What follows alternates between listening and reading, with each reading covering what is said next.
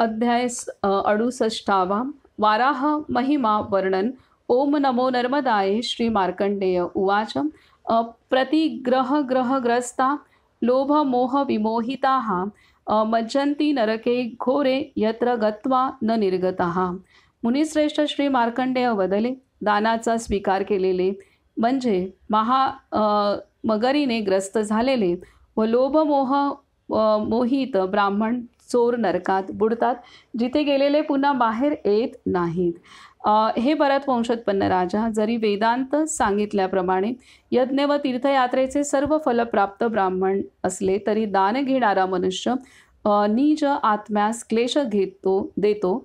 दान देणे व घेणे ही दोन्ही कर्मे हाताचीच आहेत, परंतु दान घेणाऱ्या हातापेक्षा दान देणारा हात वर असतो। सर्व पापांचा नाश करणारे सहस्त्रावर्तक नावाचे तीर्थ आहे, तिथे विधीपूर्वक स्नान करणाऱ्यास वृषोत्सर्ग फल प्राप्त होते व तो नीच 7 पिढ्या निसंशय पवित्र करतो। हे महाभाग, हे तीर्थ श्री नर्मदाच्या उत्तर तटावर 100 धनुष्य विस्तारित आहे।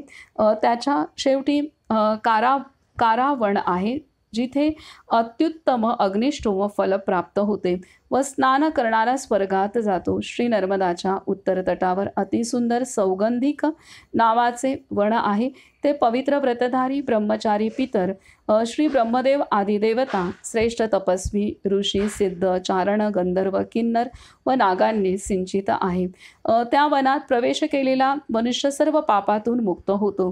राजा, त्यानंतर उत्तम सरस्वती नदी आहे, जी देवकन्या असून देवांनाच पाहण्यायोग्य व महापवित्र आहे। ज्या जलात स्नान करून मनुष्य पितर व देवांचे तर्पण करून अश्वमेध यज्ञाचे फल प्राप्त करतो, तिथे ईशानाद्युषित नावाचे अतिदुर्लभ तीर्थ आहे। तिथे व्यतिपात संक्रांत व ग्रहणात मनुष्य स्नान करून हजारो कपिला गायींच्या दानाचे व अश्वमेध यज्ञाचे फल प्राप्त करतो। हे भरतवंशोत्पन्न राजा, सुगंध शातकुंभ व पंचयज्ञ नावाच्या तीर्थात जाऊन मनुष्य स्वर्गलोकात पूजित होतो। त्यानंतर तिथेच त्रिशूळ नावाच्या तीर्थात जो अभिषेक व पितृदेवतांचे पूजन करतो, तो मनुष्य देह सोडल्यावर निसंदेह गणांचे राज्य प्राप्त करतो। महाराज, त्यानंतर सर्वोत्तम ब्रह्मस्थानास जावे। श्री नर्मदा तटावर कामभोग फलदायी ब्रह्मोद नावाचे विख्यात तीर्थ पृथ्वी प्रकाशित करणारे आहे, तिथे स्नानार्थ सप्तर्षी आले होते। शिवाय मुनिश्रेष्ठ कपिंजल, हव्यवाह, भगवान देवयान, महामुनी विश्वावसू या सर्वांना त्या तीर्थाच्या महात्म्याने ब्रह्मलोक प्राप्त झाला। इथे श्राद्ध केल्यावर पितरांनाही ब्रह्मलोक प्राप्त झाला। त्यानंतर एक औदुंबर वृक्ष आहे, त्याचे विधीपूर्वक दर्शन करावे।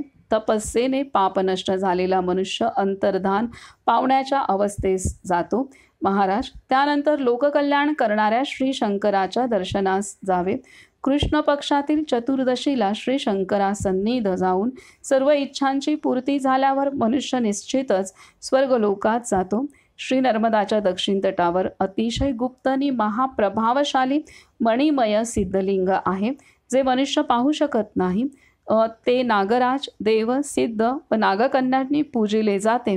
हे कुरुनंदन, श्री शंकर क्षेत्रात 1.25 करोड तीर्थे आहेत, तिथे वसूंचा पुण्य आश्रम आहे। तसेच कंदमुळे व फलाहार करणाऱ्या ब्रह्मचारी मुनींचाही आश्रम आहे, तिथे तिळमिश्रित जल दिल्याने पितरांची अक्षय तृप्ती होते। तसेच तिलोदक देणारा पुरुष अत्यानंदाने शिवलोकात जातो। ध्रुव, धर, सोम, सावित्र, अनल, अनिल, प्रत्युष व प्रभाव हे अष्टवसू सांगितले आहेत। ते सर्व श्री शंकराच्या कृपा प्रसादाने स्वर्गात देव झालेत। उत्तरेला अत्युत्तम सोमतीर्थ आहे। हे राजा, तिथे स्नान करणारा मनुष्य स्वर्गलोकात जातो। त्यानंतर सप्त सारस्वत तीर्थात जावे। हे नृपश्रेष्ठ, आता श्री ब्रह्मदेवाने केलेले स्तोत्र ऐकावे। श्री ब्रह्मदेव म्हणाले, वाणी व शब्दांचे स्वामी वासुदेव, मला सद्गती मिळावी। हंस सुरेश वक्ता सर्व जीवांत राहणारे होता स्वर्गात राहणारे वासुदेव मला सद्गती मिळावी. स्वाहा स्वधा व षटकार रूप हविष्य सेवन करणारा ऋग्वेद यजुर्वेद सामवेद मूर्ती वासुदेव मला सद्गती मिळावी. क्षेत्रज्ञ अतिसूक्ष्म संसार तारक दुःखहर्ता ईश्वर हृदयवासी वासुदेव मला सद्गती मिळावी. श्रवणीव श्रवणोपाय पुण्यश्लोक पवित्र कर्ण असलेले वरदाता जीवरूप वासुदेव मला सद्गती मिळावी. पुरुष श्वेतकमलाक्षी पुरातन भुवनेश्वर आदित्यांतर्गत अग्निरूप वासुदेव मला सद्गती मिळावी. कंस व कालीय नाग मारणारे बलवान बल नावाच्या दैत्याला ठार करणारे शिशुपाल वध करणारे अग्निरूप वासुदेव मला सद्गती मिळावी. कालनेमीचा नाश करणारे व्यापकरूपी योग्य वेळी यमराजाचाही नाश करणारे तसेच शेकडो दैत्यांचा नाश करणारे वासुदेव मला सद्गती मिळावी. कंकासुर व मधुकैटभाचा नाश करणारे शंख चक्र गदाहस्त वासुदेव मला सद्गती मिळावी. गौरवर्णी जलशाही विष्णू पापक्षयावह सर्वाधिक ऐश्वर्य संपन्न वचनबद्ध वासुदेव मला सद्गती मिळावी. ऋषिकेश इंद्रपाल उपेंद्र गरुडासन सहस्त्रनाम धर्मज्ञ वासुदेव मला सद्गती मिळावी. शंखहस्त नंदक तलवारधारी चक्रधारी शारंग धनुष्यधारी गदाधारी धैर्यवान बुद्धिमान वासुदेव मला सद्गती मिळावी. सर्व जग ओढणारे कल्याणरूप स्वयंभू सर्व जीवोत्पत्ती करणारे जग तयार करण्यात निपुण उत्तम लक्षणांनी युक्त निर्मळ वासुदेव मला सद्गती मिळावी. त्रैकालिक त्रिकालज्ञ तिन्ही वेदांचा करता त्रिलोचन तिन्ही कालात शांतरूप देवकी पुत्र वासुदेव मला सद्गती मिळावी. अव्यक्त महात्मा अंतरात्मा जनार्दन प्राणरूप इंद्रियभूतात्मा वासुदेव मला सद्गती मिळावी. परमात्मा परब्रह्म परमेश परमगती परमज्योतिस्वरूप वासुदेव मला सद्गती मिळावी. विश्वात्मा विश्वकर्ता विश्वस्वामी आत्मज्ञानी आकाश पृथ्वी करता वासुदेव मला सद्गती मिळावी. सहस्त्रशीर्ष सहस्त्राक्ष सहस्त्र कोटीधारी वासुदेव मला सद्गती मिळावी. या प्रकारे वागीश्वर परमेश्वर जनार्दन भगवान विष्णू माझ्यासारख्या भक्तावर प्रसन्न व्हावेत. हे पुरुषोत्तम जन्मापासून आजपर्यंत मी जे काही पुण्य कमवले आहे ते समग्र फल शाश्वत व्हावे. या स्तोत्राचे सदा पठण करणाऱ्या मनुष्याने पूजित परमेश्वर त्या मनुष्याचा पापनाश करतो व त्याला पुण्य फल देतो. हाच निर्विघ्न मार्ग आहे जिथे भगवान हरीचे पूजन होते आणि तो कुमार्ग आहे जिथे भगवान हरीचे पूजन होत नाही. वासुदेव श्रेष्ठ वेद आहेत. कर्म वासुदेवा प्रित्यर्थ आहे. ब्राह्मण वासुदेवाचेच रूप आहे. सर्वश्रेष्ठ आश्रयस्थान वासुदेवच आहे. सर्व देव वासुदेवाचेच पूजन करतात. सर्व देव वासुदेवोत्पन्न आहेत. सर्व देव वासुदेवच आहेत. वासुदेव सोडून अन्य काहीच नाही. श्री विष्णूसारखी श्रेष्ठ पवित्र देवता नाही. श्री विष्णूपेक्षा श्रेष्ठ कोणती तपस्या नाही वा काही ज्ञान नाही. सर्व जग श्री विष्णूचेच रूप आहे. श्री विष्णू नामांकित स्तोत्राचे जे भक्तीने पठन करतात ते सनातन परब्रह्म रूप विष्णू लोकात जातात. मुनिश्रेष्ठ श्री मार्कंडेय वदले, महात्मा श्री ब्रह्मदेवाने केलेले हे स्तोत्र ऐकून लक्ष्मीने जागे केलेले योगनिद्राधीन कृष्णदेव नाना रूप भयानक देवतांना पाहून म्हणाले, तुम्हाला कसले भय निर्माण झाले आहे की मला भेटायला तुम्ही इथे आलात. तेव्हा हे भरत वंशोत्पन्न राजा श्री विष्णूला श्री ब्रह्मदेव वदले, जगन्नाथ कंटकरूप दैत्यांपासून देवांचे रक्षण करणारे आपल्याशिवाय अन्य कोण आहे.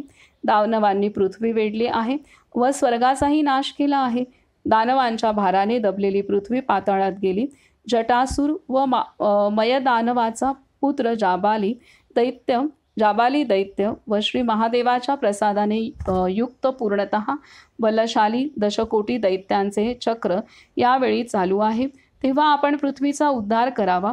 भयार्थ व प्राणपीडित श्री ब्रह्मदेवाचे हे वचन ऐकून श्री विष्णू वदले, देवांनो, दैत्यांनी निर्माण केलेल्या भयातून मुक्त व्हा, कारण अल्पावधीतच मी या महादैत्यांना मारीन. हे सांगून त्यांनी वाराह रूप धारण करून श्री नर्मदा जलात शिरून निजदातांवर पृथ्वीला वर उचलले आणि दानवांचा नाश केला. त्यानंतर सृष्टी पुन्हा पूर्वीप्रमाणे प्रवृत्त झाली व आनंदित झालेले श्री ब्रह्मदेवादी सर्व देव स्वर्गात परतले. हे राजा, श्री नर्मदा तटावरील वाराह तीर्थासंबंधी तुम्हाला सांगितले. याच्या श्रवण कथनाने अश्वमेधाचे फल प्राप्त होते. हा श्री स्कंद पुराणातील रेवाखंडाच्या उत्तर भागातील वाराह महिमा नावाचा 68वा अध्याय पूर्ण झाला. तर आता इथे वाराह महिमा वर्णन ह्यामध्ये कसं भगवान विष्णूने वाराह रूप धारण करून कल्पांती सर्व दानवांपासून पृथ्वी मुक्त केली हे इथे दिलेलं आहे. आणि पुन्हा सृष्टी कशी स्थापन झाली हे पण सांगितलं आहे. आणि ब्रह्मदेवाने हे विष्णूंसाठी विष्णूच्या स्तवनासाठी विष्णू स्तवन हे केलेलं आहे, स्तुती केलेली आहे. तर असं हे वाराह रूपातील कार्य इथं ह्या अध्यायात थोडक्यात सांगितलेलं आहे. आता एक आधी शिवलोक कसा असतो हे सांगितलं. आता ह्या अध्यायामध्ये आपणाला वराह रूप धारण करून पृथ्वी पुन्हा सृजन कार्य कसं केलं हे भगवंताने हे सांगितलेलं आहे. अध्याय 69 शंभू स्तुती. ओम नमो नर्मदाय. श्री मार्कंडेय उवाच. ततो देवपथम तीर्थम सर्वदेवमयं शुभम तत्र स्नातश्च विधिवत सर्वयज्ञ फलम भवेत. मुनिश्रेष्ठ श्री मार्कंडेय वदले. त्यानंतर सर्व देवमय देवपथ नावाचे शुभ तीर्थ आहे. तिथे विधीपूर्वक स्नान करणारा सर्व यज्ञांचे फल प्राप्त करतो. प्रत्येक महिन्याला जो कुशाग्राने सोमयज्ञ करतो तो श्री नर्मदा जलात पवित्र होणाऱ्याची 16वी कलाही प्राप्त करत नाही. सुरासुरांनी वंदित देवपथ नावाचे लिंग आहे. त्याचे श्रद्धापूर्वक दर्शन केल्यास पितरांना परमगती प्राप्त होते. चैत्र महिन्याच्या दोन्ही पक्षात चतुर्दशीला तेथे स्नान करणाऱ्याच्या सत्कारार्थ सर्व तीर्थे येतात. हे नृपध्वज जे शिवलिंग देवलोकात देवांनाही प्रिय आहे त्याची हजारो मुनींद्र त्या स्थानी उपासना करतात. कोणी चांद्रायन तर कोणी ब्रह्मकूर्च करतात. कोणी कंदमुळे व फलाहार करतात तर कोणी जलप्रिय जलसेवन करतात. कोणी नित्य अग्निहोत्र करणारे तर कोणी होम हवन करणारे असतात. हे सर्व देवपथ लिंगाची उपासना करून परमसिद्धी प्राप्त करतात. आता पापनाशक अन्य तीर्थांबद्दल सांगतो. तिथे सर्व कामफल प्रदान करणारे सहस्त्रयज्ञ नावाचे परमतीर्थ आहे. तिथे मार्गशीर्ष महिन्याच्या एकादशीला जनार्दनाचे पूजन करून मनुष्य सहस्त्रयज्ञाचे फल प्राप्त करतो. तो यमलोक पाहत नाही व त्याला पशु आदी तिर्यग्योनी पाहावी लागत नाही. त्या तीर्थांच्या प्रभावाने मनुष्य पापरहित होतो. हे राजा, हे अत्युत्तम पुण्य आख्यान तुम्हाला सांगितले. याच्या श्रवण कथनाने मनुष्य विष्णू लोकात पूजित होतो. त्यानंतर सर्व तीर्थे अंतर्गत असलेल्या उत्तम शुक्ल तीर्थात जावे. तिथे केवळ स्नान केल्याने मनुष्य दशगोदानांचे फल प्राप्त करतो व त्याने स्नानाने जणू श्री ब्रह्मदेव, श्री विष्णू व श्री महादेव आदी देवतांना श्वेत निर्मळ केले. 1.25 करोड तीर्थे शुक्ल तीर्थात आहेत. हे युधिष्ठिर, शुक्ल तीर्थ 8 हात प्रमाणेच आहे. तिथे कालाग्नी रुद्र व अन्य श्रीकंठ सुद्धा आहे. तिथे उग्र तपस्यांनी व शुक्ल तीर्थाच्या प्रभावाने महासिद्धी प्राप्त झालेले देव स्वर्गात आनंद उपभोगतात. प्राचीन काळी इंद्रदेवाने सुद्धा देवादिदेव पार्वतीपती श्री महादेवाला श्री नर्मदा जलात स्नान घालून बिल्वपत्राने पूजिले होते. पौर्णिमा व अमावस्येला ग्रह नक्षत्र व ध्रुवमंडलासहित सूर्यचंद्राने तिथे शुक्ल तीर्थात स्नान केल्यामुळे ते तेजस्वी झालेत. त्या शुक्ल तीर्थाच्या प्रभावाने देवांनाही दिव्य तेज आहे. तिथे देव व सिद्धांनी सेवित कश्यप मुनींचा पुण्य आश्रम आहे. हे भरत वंशोत्पन्न राजा, तिथे 10,000 मुनी राहतात. त्यापैकी काही कंदमुळे व फलाहार करणारे तर काही जलसेवन करणारे आहेत. काही शाकाहारी, काही निराहारी, काही ब्रह्मकूर्च तर काही चांद्रायण करणारे, काही महिनाभराचा उपवास करणारे आहेत. 33 करोड ऋषी शुक्लेश्वराची उपासना करतात. चंद्रग्रहण व पौर्णिमेलाच तिथे सर्व तीर्थे स्नान करावयास येतात, हे श्री शिवशंभूने सांगितले आहे. सूर्यग्रहणात स्थानेश्वरात जे फल मिळते ते फल शुक्ल तीर्थात निःसंशय मिळते. महाराज, सोने, गायी, पृथ्वी, चांदी व हत्ती या गोष्टी देऊन पुण्याची गणती होऊ शकत नाही. धन देणारे कुबेर, देवता, गंधर्व व दानवांनी सूर्यग्रहणात शुक्ल तीर्थात चंदन, अगर, कापूर, फुलांच्या माळांनी श्री महादेवाचे पूजन केले. छत्र, ध्वज व दीपमाला प्रज्वलित करूनही पूजन केले. तेव्हा त्या तीर्थाच्या प्रभावाने यक्षराज, धनेश्वर, कुबेर झालेत. त्यांना नानाविध भोग प्राप्त झालेत. शिवाय अन्य देवही स्वर्गात गेलेत. ते तीर्थ सर्व तीर्थांचे व देवतांचे रूप आहे. सर्व देवतासुद्धा 1000 वर्षात त्या तीर्थाचे वर्णन करू शकत नाही, असे स्कंद पुराणात सांगितले आहे.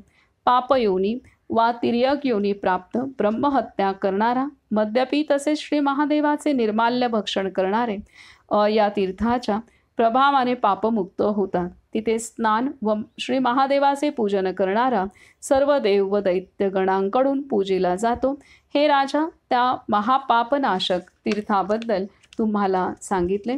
प्राचीन काळी त्या तीर्थात श्री ब्रह्मदेवाने यज्ञात यज्ञेश्वराचे पूजन केले. देवादिदेव त्रिशूळधारी श्री महादेवाची स्तुती केली. शुक्लेशाचे पूजन करून श्री महादेवाचे स्तोत्र म्हटले. ज्ञान विज्ञान रूप शांत श्री शिवशंभूस नमस्कार असो. सूक्ष्म सूक्ष्म रूप सर्व सूक्ष्म वस्तूंचे एकच कारण, सूक्ष्माहून सूक्ष्म सूक्ष्मतम श्री शिवशंभूस नमस्कार असो. दिव्य रूप दिव्य दिव्य रूप दिव्य देह सेतू दिव्याहून दिव्य महादिव्य श्री शिवशंभूस नमस्कार असो. आकाशतुल्य प्रभा असलेले जग ज्यांनी होते अशा अघोर रूप श्री शिवशंभूस नमस्कार असो. नमस्कार असो. आकाशतुल्य प्रमाणस्वरूप पार्वतीपतीला नमस्कार असो. सर्वश्रेष्ठ परमेश पारमार्थिक कारण अखंड मुक्त परमात्म्याला नमस्कार असो. एक जिव्हा, दोन जिव्हा, अनेक जिव्हा असलेल्यास नमस्कार असो. तसेच अगणित जिव्हा असलेल्या त्रिनेत्र श्री शिवशंभूस नमस्कार असो. नमस्कार असो. पूजनीय पूज्यांचे पूज्य सर्व पूजनीयांचे कारण, नित्य नित्यरूप नित्याचे कारण, नित्यांमध्ये महानित्य रूप असलेल्यास नमस्कार असो. सर्व शक्तिमान शक्तिरूप शक्तिमानांमध्ये महाशक्तिमान असलेल्यास नमस्कार असो. सर्व शुद्ध शुद्ध रूप सर्व शुद्धतेचे मुख्य कारण असलेल्यास नमस्कार असो. काळ काळरूप सर्व काळरूपाचे कारण, काळांचे महाकाळ रूप असलेल्यास नमस्कार असो. सर्व मंत्र शरीर असलेल्या सर्व मंत्रांचे एकच कारण, मंत्रांचेही महामंत्र रूप श्री शिवशंभूस नमस्कार असो. प्रमाणरहित ईश्वराला नमस्कार असो. योग योगरूप योगपुरुषाला नमस्कार असो. एककंठ द्विकंठ तसेच बहुकंठ असलेल्यास नमस्कार असो. असंख्य कंठ नीलकंठ असलेल्यास नमस्कार असो. अनंत महेश संसार हरता करता असलेल्यास नमस्कार असो. सदाशिव श्री महादेव आपणास नमस्कार असो. हे महाशुद्ध आपणास पुनः पुन्हा नमस्कार असो. भस्मांग खडवांगधारी आपणास नमस्कार असो. सर्वात्म आपणास नमस्कार असो. हे विश्वेश आपणास पुनः पुन्हा नमस्कार असो. हे सर्वज्ञ आपणास नमस्कार असो. हे सर्वनाथ आपणास पुन्हा पुन्हा नमस्कार असो. हे अव्यक्त व शाश्वत आपणास पुन्हा पुन्हा नमस्कार असो. कैलासवासी व पाताळवासी आपणास नमस्कार असो. चराचर लोकालोक व्याप्त सहस्र वर्षात सुद्धा आपली स्तुती करणे कोणत्याही शक्तिमानास अशक्य आहे. जो या दिव्य स्तोत्राने परमेश्वराची स्तुती करतो त्याचे सर्व पाप नष्ट होऊन तो रुद्रलोकात पूजित होतो. हा श्री स्कंद पुराणातील रेवाखंडाच्या उत्तर भागातील शंभुस्तुती नावाचा 69वा अध्याय पूर्ण झाला. तर ह्या अध्यायामध्ये यात्रा करत असताना कसे एक एक तीर्थातून एक एक तीर्थ करत जावं असं मार्गदर्शन केलेलं आहे. एक एक तीर्थ करत ह्या अध्यायामध्ये कश्यप ऋषींचा आश्रमाचं वर्णन केलेलं आहे. तर आता आपण बसने जरी परिक्रमा करतो तेव्हा कश्यप आश्रम लागतं तिथं. आणि तिथे खूप छान महंत आहेत. तर आता आपण गेलो होतो बसने त्यावेळेला त्या आश्रमात जाण्याचा योग आला आणि त्या महंतांनी तिथं सांगितलं, की तिथे एक कुंड आहे. त्याला बुलबुला कुंड असं म्हणतात कश्यप आश्रमाच्या इथं. तर त्या कुंडाच्या इथे तिथे पूर्वी सर्व ऋषी एकत्र येऊन तिथं खूप मोठा यज्ञ झाला होता आणि मैयाला आवाहन केलं होतं. तिथे आसपास मैया फार दूर आहे. मैयाचा किनारा आणि तट.